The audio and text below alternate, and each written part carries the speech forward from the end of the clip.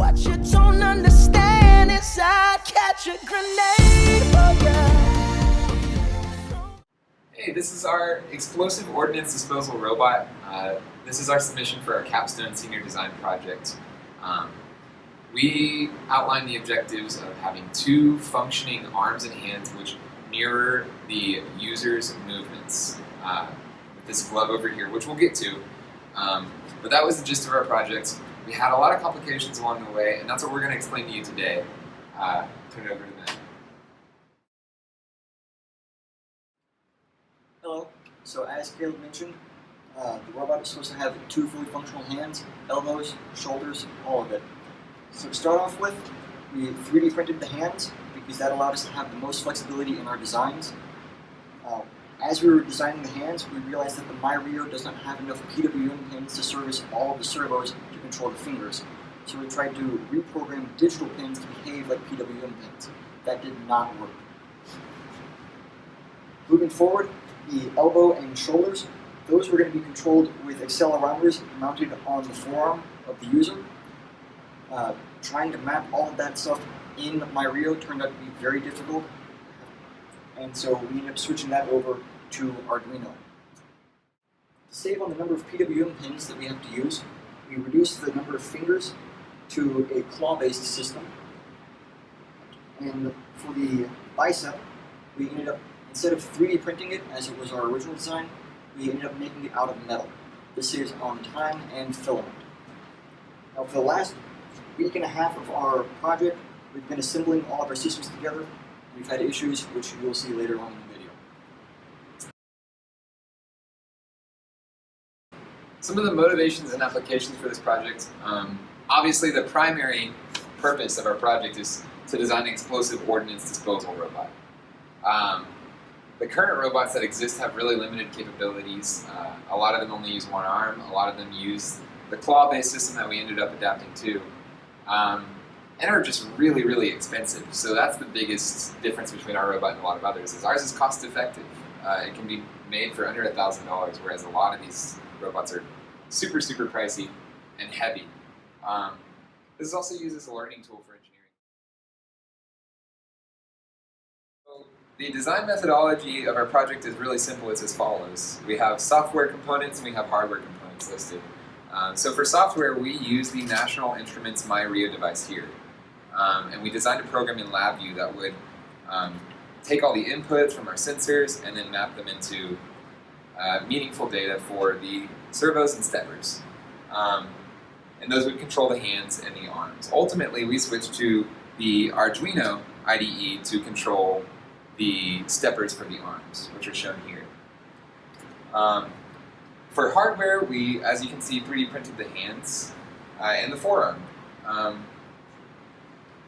We also designed this glove here, which has flex sensors attached to it.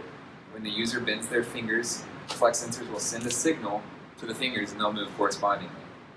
The bicep we fabricated using metal rods and brackets, which we designed to fit onto the steppers. And so that's our hardware. We ultimately had in mind to put everything on a through-hole board or breadboard to fit onto this robot here.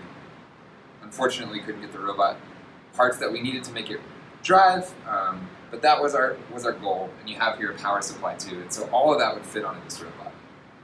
The power supply would be located here at the front, and had we been allowed to access the parts to mount this, everything could have been powered with a standard wall outlet.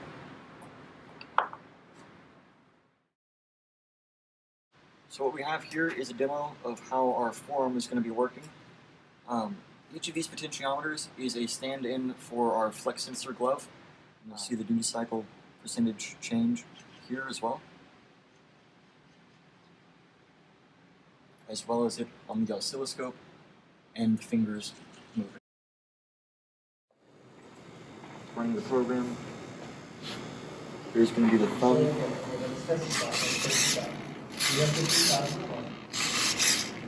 Right? So let's say the number of steps is 40.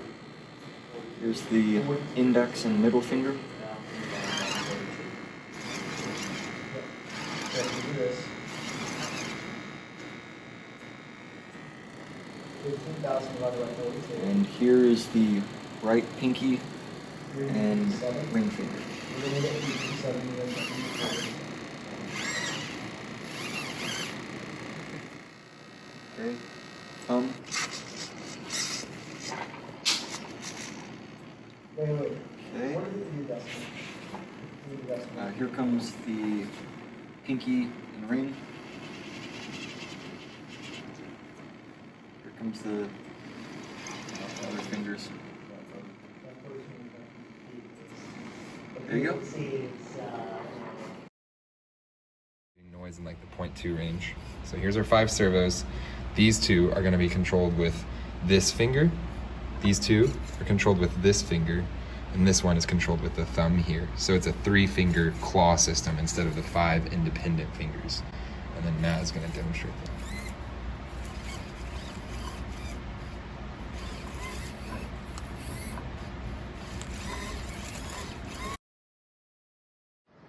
So originally we were going to use LabVIEW to control our stepper motors, and after we tried building our software in LabVIEW, we realized that was going to be too complicated. So we switched over to Arduino, and we had our accelerometer code, and due to how many registers you have to address, we ended up scrapping that, and now we're going to be able to control the stepper motors with these potentiometers. So each potentiometer will control a separate motor on each of the motors. Okay, so here we have our stepper motor control written in Arduino. Right here we are initializing all 6 of our stepper motors, 3 to the left arm and 3 to the right. Here we initialize our initial values, so previous 0 through 5. Here we set all of our stepper motors to 60 rotations per minute. Here we set up a value system to read the actual pinouts, and we map that data in from 0 to 200. So whenever it's reading the potentiometer, it'll take the value and map it from 0 to 200 steps. Here we take our current value measured from the potentiometer and subtract it from our previous value. And then here we set our previous value equal to our value measured by the accelerometer or by the potentiometer as it runs through repeatedly. So that way we can go both forwards and backwards and have direct control of the stepper motor through the potentiometer. Whenever we try to execute and run this circuit right here, this will not lift up anything due to the fact these motors do not have the torque capabilities of actually lifting up these motors in this arm. So essentially, this motor is incapable of driving this in any way.